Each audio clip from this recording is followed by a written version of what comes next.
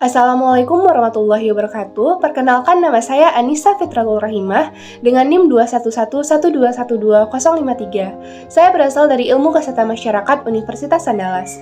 Pada kesempatan kali ini, saya akan menjelaskan tentang peranan sarjana kesehatan masyarakat dalam mencegah permasalahan kekurangan gizi dan kontribusi sarjana kesehatan masyarakat dalam pembangunan di kemudian hari. Baiklah, pertama saya akan menjelaskan tentang gizi.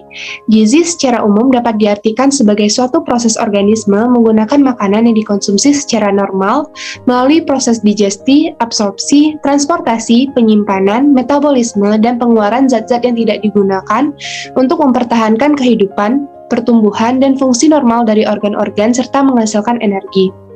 Selanjutnya adalah pembahasan tentang masalah gizi. Masalah gizi adalah gangguan pada perorangan atau masyarakat yang disebabkan oleh tidak terpenuhinya kebutuhan akan zat gizi yang diperoleh dari makanan. Berdasarkan sudut pandang zat gizi, masalah gizi dapat dibedakan menjadi masalah gizi makro dan masalah gizi mikro. Masalah gizi makro dapat berbentuk gizi kurang dan gizi lebih, sedangkan untuk masalah gizi mikro hanya dikenal dengan gizi kurang. Akibat kekurangan gizi, pada masa pertumbuhan seseorang tidak dapat tumbuh dengan optimal dan pertumbuhan otot akan terhambat, sehingga seseorang memiliki kekurangan gizi akan memiliki pertumbuhan dan perkembangan tubuh yang lebih lambat. Kekurangan zat gizi sebagai sumber tenaga dapat menyebabkan kekurangan tenaga untuk bergerak, bekerja, dan melakukan aktivitas fisik. Selanjutnya, salah satu fungsi zat gizi adalah dalam pembentukan antibodi. Kekurangan protein menyebabkan sistem imun dan antibodi menurun, sehingga seseorang mudah terserang penyakit. Permasalahan gizi yang diderita pada masa periode dalam kandungan dan periode anak akan menghambat kecerdasan anak. Anak yang menderita permasalahan gizi akan mempunyai sel otak yang kapasitasnya 15% hingga 20% lebih rendah dibandingkan dengan anak yang memiliki gizi baik. Selanjutnya adalah permasalahan gizi yang umum di Indonesia. Yang pertama adalah kurang energi protein atau KEP. KEP merupakan keadaan kurang gizi yang disebabkan oleh rendahnya konsumsi energi dan protein dalam makanan sehari-hari sehingga tidak memenuhi kecukupan yang dianjurkan. Selanjutnya adalah kekurangan vitamin A. Vitamin A memiliki peranan penting dalam menjaga daya tahan tubuh. Kekurangan vitamin A pada anak-anak dalam jangka panjang diketahui dapat membuat pertumbuhan anak terhambat. Selanjutnya adalah anemia.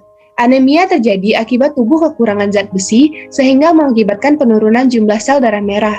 Akibatnya, pasokan oksigen di dalam darah berkurang dan tubuh tidak dapat mendapatkan oksigen yang cukup.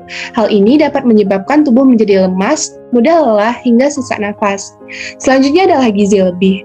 Gizi lebih adalah keadaan tubuh seseorang yang mengalami berat badan berlebih karena kelebihan jumlah asupan energi yang disimpan dalam bentuk cadangan berupa lemak. Dan yang terakhir adalah stunting. Stunting adalah masalah kurang gizi kronis yang disebabkan oleh kurangnya asupan gizi dalam waktu yang cukup lama sehingga mengakibatkan gangguan pertumbuhan pada anak. Penyebab stunting adalah karena kurangnya nutrisi yang dikonsumsi oleh ibu hamil sehingga menyebabkan buah hatinya turut kekurangan nutrisi. Selanjutnya adalah peran SKM dalam mencegah masalah gizi kurang. Yang pertama yaitu membentuk kebijakan dalam upaya pemenuhan persediaan pangan nasional. Yang kedua, melakukan pemberdayaan keluarga dalam upaya meningkatkan usaha perbaikan gizi keluarga. Yang ketiga, melaksanakan penyuluhan, edukasi, pembinaan, bimbingan, dan pengembangan pelayanan kesehatan keluarga dan gizi masyarakat. Yang keempat, intervensi langsung kepada sasaran melalui pemberian makanan tambahan atau PMT, distribusi kapsul vitamin A dosis tinggi, tablet dan sirup besi, serta kapsul minyak beriodium. Selanjutnya adalah melakukan penyuluhan, edukasi, pembinaan, dan bimbingan dalam rangka meningkatkan kesehatan lingkungan masyarakat. Selanjutnya, menyelenggarakan program kesehatan keluarga, deteksi dini, dan pengendalian masyarakat.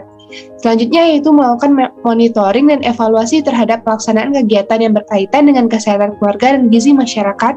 Dan yang terakhir adalah melakukan monitoring dan pemantauan secara berkala mengenai tingkat kesehatan gizi dan permasalahan gizi dalam lingkungan masyarakat. Selanjutnya adalah peranan sarjana kesehatan masyarakat dalam pembangunan SDGs.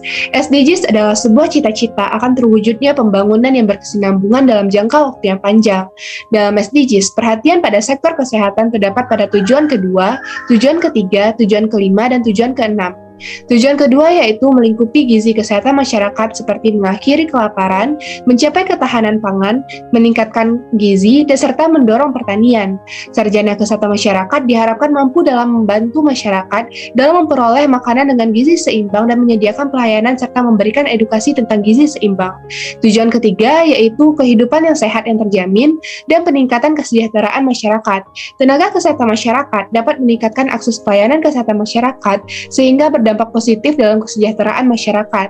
Tujuan kelima yaitu pencapaian kesetaraan gender dan pemberdayaan kaum perempuan. Dalam hal ini diharapkan sarjana kesehatan masyarakat dan pemerintah dapat meningkatkan peran serta perempuan dalam berbagai bidang dan ikut serta dalam mencegah dan penanganan kekerasan terhadap perempuan. Dan yang terakhir adalah tujuan keenam, yaitu pengelolaan serta menjamin ketersediaan air bersih dan sanitasi untuk masyarakat sehingga dapat meningkatkan kesejahteraan dan mengangkat angka derajat kesehatan masyarakat.